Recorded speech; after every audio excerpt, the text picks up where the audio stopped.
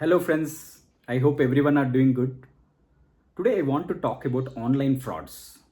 Online frauds ఎలా జరుగుతున్నాయి? ఈ రోజుల్లో చాలా వింటున్నాం ఆన్లైన్ ఫ్రాడ్స్, రైట్? డిఫరెంట్ వేస్లో ఆన్లైన్ ఫ్రాడ్స్ జరుగుతున్నాయి. ఓకే, చాలామంది డబ్బులు పోగొట్టుకుంటున్నారు, రైట్? ఎంత అవేర్నెస్ చెప్తున్నా కానీ, ఎంత అవేర్నెస్ తీసుకొస్తున్నా కానీ, బట్ స్టిల్ ఏదో విధంగా మనం డబ్బులు పోగొట్టుకున్న సిచ్యువేషన్స్ చూస్తున్నాం. So I don't want to you know people lose the money, right? So just నేను ఈ అవేర్నెస్ తీసుకొని వస్తే ఎంతో కొంతమందికి ఉపయోగపడుతుందని ఈరోజు ఈ వీడియో చేస్తున్నాను. సో లాస్ట్ వరకు చూడండి ఈ వీడియో, సో దట్ డిఫరెంట్ వేస్లో ఎలా ఫ్రాడ్స్టర్స్ మనల్ని రీచ్ అవుతున్నారు అనేది తెలుసుకుందాం. సో దట్ మీకు అవేర్నెస్ వస్తుంది. సో ఇలాంటి ఫ్రాడ్స్ కాకుండా మనల్ని కాపాడుకోవచ్చు. ఓకే, 3 డిఫరెంట్ వేస్లో, నాట్ ఓన్లీ 3, నేను కమ్ అక్రాస్ అయినాయి మేజర్గా, రైట్? ఫ్రాడ్స్టర్స్కి 3 అని చెప్పలేము, ఎన్నో డిఫరెంట్ వేస్లో వస్తారు.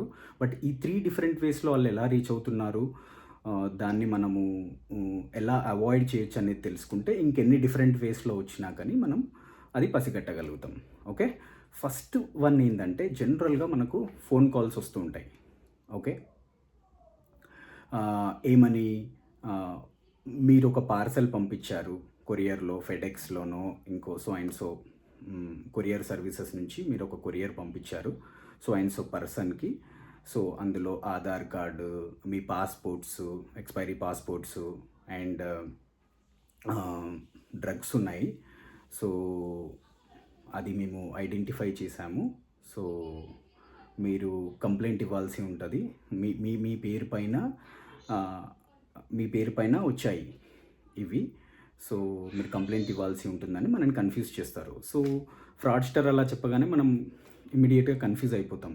మనం ఎందుకు పంపిస్తున్నాము, ఫ్రమ్ అడ్రస్ మనదే ఉందని చెప్తూ ఉంటారు వాళ్ళు, రైట్? మనం ఎందుకు పంపిస్తామని కన్ఫ్యూజన్లో వెళ్ళిపోతాం. సో ఇమీడియట్గా మీరు కంప్లైంట్ ఇవ్వండి లేకపోతే ప్రాబ్లం అవుతుంది అని ఇట్లా మనని కన్ఫ్యూజన్లో నెట్టేస్తారు. సో మనం ఏం చేస్తాము, సో డ్రగ్స్ అది ఇది అనగానే మనకు జనరల్గా ఒక భయం అనేది ఉంటుంది కదా. సరే అన్నట్టు ఓకే అని చెప్తాం మనం జనరల్గా, రైట్? సో వాడు లింక్ పంపిస్తాడు. ద మూమెంట్ మనం ఆ లింక్ క్లిక్ చేయగానే ఏమవుతుందంటే, సో మన ఫోన్ మొత్తం హ్యాక్ అవుతుంది. సో మన ఫోన్ నుంచి డబ్బులు పంపించుకోవడం వాట్ నాట్, రైట్? మన ఫోన్ హ్యాక్ అయితే ఇంకా మొత్తం వాడి చేతుల్లోకి వెళ్ళిపోతుంది. సో ఓకే, సో ఇలాంటివన్నీ చేయకండి. ఒకవేళ అలాంటి కాల్స్ వస్తే జస్ట్ నిర్మోహమాటంగా డిస్కనెక్ట్ చేయండి. నేను అలాంటివి ఏం పంపలేదు, అలాని డిస్కనెక్ట్ చేయండి.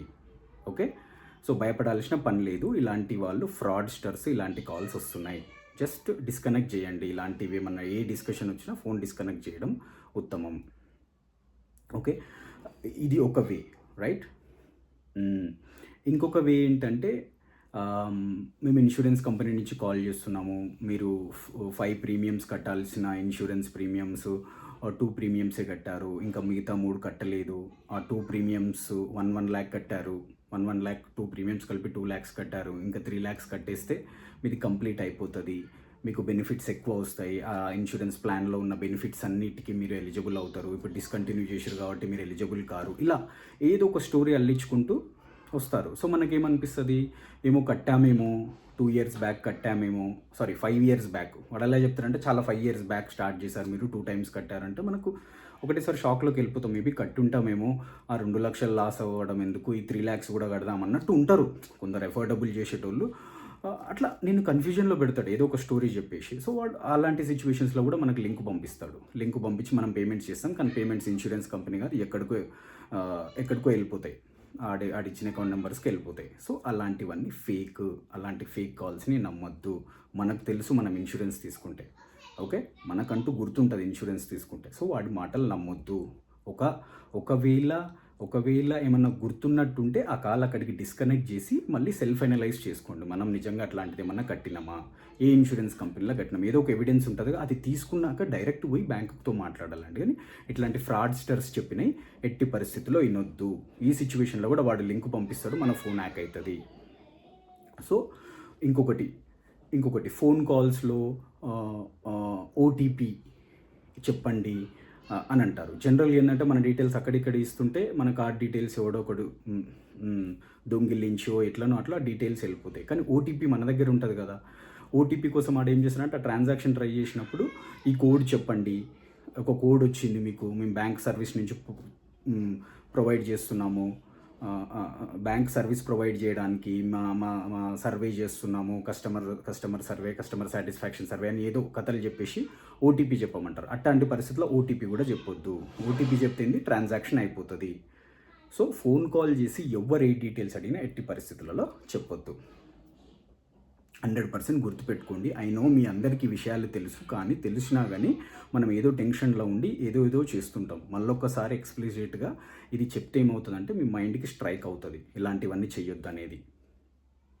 Okay, the other way of online frauds is like ఓఎల్ఎక్స్లో మనం సెకండ్ హ్యాండ్లో అమ్మడానికి ఏదో ఒకటి పెడతాం. ఫర్ లెట్స్ సే మనకు ఒక ఫ్రిడ్జ్ అమ్మాలని ఉంది, పాత ఫ్రిడ్జ్, ఓఎల్ఎక్స్లో పెడతాం. వాళ్ళు రీచ్ అవుట్ అవుతారు మనకు, సో మీ ఫ్రిడ్జ్ మాకు కావాలి అని అంటారు. సో మనం పెట్టిన రేట్కి ఓకే అంటారు వాళ్ళు. ఫర్ ఎగ్జాంపుల్ 9,000 పెట్టామనుకోండి, 9,000కి ఓకే మేము కొంటామని అంటారు. కొంటామని ఏం చేస్తారు, అదే 9,000కి మనకు రిక్వెస్ట్ పంపిస్తారు, పేమెంట్ రిక్వెస్ట్. చాలామంది ఏమనుకుంటారు, మనకు వస్తాయేమో 9,000 అనుకుంటారు. చాలామందికి తెలుసు, ఇదేం కొత్తగా చెప్తలేను, బట్ అవేర్నెస్ తీసుకొస్తున్నాను, తెలియని వాళ్ళకు తెలిసినట్లు ఉంటుందని చెప్తున్నాను. సో వాళ్ళు మనకు పేమెంట్ రిక్వెస్ట్ పంపిస్తారు. ఆ అమౌంట్ చూసి కొంచెం హాఫ్ తెలిసిన వాళ్ళు ఏం చేస్తారు, మనకు వస్తాయేమో 9,000 ఇప్పుడు పే చేస్తున్నాడు కదా అని అప్రూవ్ అని కొడతాం. మన అప్రూవ్ కొట్టేసి పిన్ కొట్టండి అని చెప్తాడు, అలానే చేస్తాం, మన డబ్బులు పోతాయి. ఇలాంటివి కూడా చెయ్యొద్దు. ఇంకొకటి ఏంది, మన దగ్గర ప్రోడక్ట్ కొంటే వాడు డబ్బులు పంపించాలి కదా. వాడు డబ్బులు పంపించే బదులు మనకు క్యూఆర్ కోడ్ పంపిస్తాడు. మీరు పంపించండి, మీరు పంపించండి 9,000 మీరు పంపించండి, 9 + 9 18 వస్తాయి, మేము వేరే మర్చెంట్తో మాట్లాడుకొని ఈ ఫ్రిడ్జెస్ని ఇట్లాంటి సెకండ్ హ్యాండ్ అమ్ముతామని నేను కన్ఫ్యూజన్లో పెట్టేస్తాడు. సో అలా అని మనం ఏమేం చేస్తాం, నిజమైనమో అని మనం పంపించడం స్టార్ట్ చేస్తాం. ఈదర్ పేమెంట్ రిక్వెస్ట్ పంపిస్తే అప్రూవ్ చేయడం వల్ల నీ డబ్బులు పోతాయి, లేదంటే వాడు పంపించిన క్యూఆర్ కోడ్కి నువ్వు మనీ సెండ్ చేసినా పోతాయి. ఎట్టి పరిస్థితుల్లో ఇట్లాంటివన్నీ ఆన్లైన్లో చేయకండి. ఒకవేళ ఆన్లైన్లో పెడితే వాడికి ప్రోడక్ట్ ఇంట్రెస్ట్ అయితే వాడిని రమ్మనండి, వాడిని వచ్చి ప్రోడక్ట్ తీసుకుపోమనండి. అప్పుడు వాడు నార్మల్గా మనకు మనీ ట్రాన్స్ఫర్ చేస్తామే. ఎట్టి పరిస్థితుల్లో మనం పేమెంట్స్ చేయొద్దు. బండ గుర్తుపెట్టుకొని మనం పేమెంట్ చేయొద్దు, మనం పిన్ కొట్టొద్దు ఎట్టి పరిస్థితులలో. ఓకే, సో అది. సో నేను ఎంగేజ్ చేస్తారు, ఫోన్లోనే ఎంగేజ్ చేసేసి కన్ఫ్యూజన్ చేస్తారు, కన్ఫ్యూజన్లో మనం ప్రొసీడ్ అయిపోతాం. ఓకే, థర్డ్ డిఫరెంట్ టైప్ ఏంటంటే ఈ మధ్య చాలా వాట్సాప్ అండ్ టెలిగ్రామ్ గ్రూప్స్ వస్తున్నాయి. ఓకే, షేర్స్లో ఇన్వెస్ట్ చేయండి, మా దాంట్లో ఇన్వెస్ట్ చేస్తే ఇంత లాభం వస్తుంది, అంత లాభం వస్తుంది అని చెప్తూ ఉంటారు. సో గ్రూప్స్ లాగా ఫామ్ అవుతారు, దొంగలు అన్నీ కలిపి ఒక గ్రూప్ ఫామ్ చేసేస్తారు. సో గ్రూప్లో ఫామ్ చేసేసి నిన్ను కూడా యాడ్ చేసేస్తారు. సో వాళ్ళన్నీ ఫేక్ న్యూస్ పంపిస్తుంటారు. ఎస్టర్డే హాయ్ ఫ్రెండ్, ఎస్టర్డే నేను 1 lakh ఇన్వెస్ట్ చేస్తే మై ప్రాఫిట్ ఈస్ 30,000, 1,30,000 వచ్చింది, షేర్ బాగుంది, అట్లా అన్నీ నిన్ను యాడ్ చేసి ఏం చేస్తారంటే వాళ్ళకేదో లాభాలు వస్తున్నట్టు, ఆడు నీకు ఒక పాయింట్ ఆఫ్ కాంటాక్ట్, చూడండి అతను ఇన్వెస్ట్ చేసి కావాలంటే అతనితో మాట్లాడండి అని నీకు ఫోన్ నెంబర్ ఇస్తాను. నువ్వు ఫోన్ మాట్లాడుతావు, ఒక నిజమే అనుకుంటావు. వాడు ఏదేదో చెప్తాడు, 100% సూపర్ వస్తుంది, నేను చాలా ఎక్స్పీరియన్స్ ఉంది, ఇది జెన్యూన్, అది ఇది అని చెప్తాడు. సో నువ్వేం చేస్తావు, ఏది ఫర్దర్ ఎనలైజ్ చేయకుండా పోయి ఇన్వెస్ట్ చేయడం స్టార్ట్ చేస్తావు. చేస్తూ ఉంటే ఇనీషియల్ డేస్లో నీకు ప్రాఫిట్ చూపెడుతుంటారు. ఆ చూపెడుతున్న ప్రాఫిట్ అంతా వాళ్ళ సిస్టమ్సే. ఓకే, నీకు ఆ సిస్టంలో ఏదైతే నువ్వు ఇన్వెస్ట్ చేయాలనుకుంటున్నావు ఆ సిస్టమ్స్ అన్నీ వాళ్ళే. So they can manipulate the data, వస్తున్నట్టు అట్లా చూపెడతారు. At some point of time నీకు తెలియకుండా పెడుతూనే ఉంటావు ఆశ కొద్దీ. So at some point of time అయితే ఫోన్ ఉండదు, గ్రూప్ ఉండదు, నిన్ను ఎగ్జిట్ చేయించేస్తారు, నీ ఫోన్ కాల్ కూడా లిఫ్ట్ చేయరు. సో ఎప్పుడైనా ఇన్వెస్ట్ చేయాలనుకుంటే ఆథెంటికేటెడ్ యాప్స్, అఫీషియల్ బ్యాంక్ యాప్స్లో ఇన్వెస్ట్ చేయడం మంచిది friends. Unofficial WhatsApp groups, telegrams danger. Okay, రీసెంట్గా ఒక పర్సన్ 40 lakhs ఇన్వెస్ట్ చేశాడు. ఓకే, 40 lakhs పోయాయి. ఓకే, సో చాలా జాగ్రత్తగా ఉండాలి ఇట్లాంటి వాటిలలో. ఏదైనా ట్రాన్సాక్షన్ చేయాలనుకుంటే 100% బ్యాంకుకి పోయి చేయండి. ఫస్ట్ తెలుసుకోండి ఎక్కడ చేస్తున్నాం, ఏ ప్లాట్ఫాము ఏంటి అనేది. తెలియకపోతే తెలిసిన వాళ్ళతో మాట్లాడి చేయండి, కానీ తొందరపడి ఏది చేయకండి, డబ్బులు పోగొట్టుకోకండి. ఓకే, ఈ వీడియో వల్ల చాలామందికి అవేర్నెస్ వస్తుందని నేను అనుకుంటున్నాను.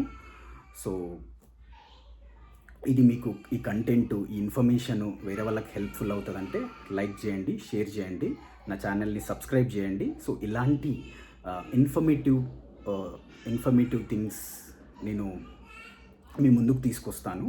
సో దాని గురించి నేను వర్క్ చేస్తున్నాను. So at any point of time important awareness create చేయడం యూనో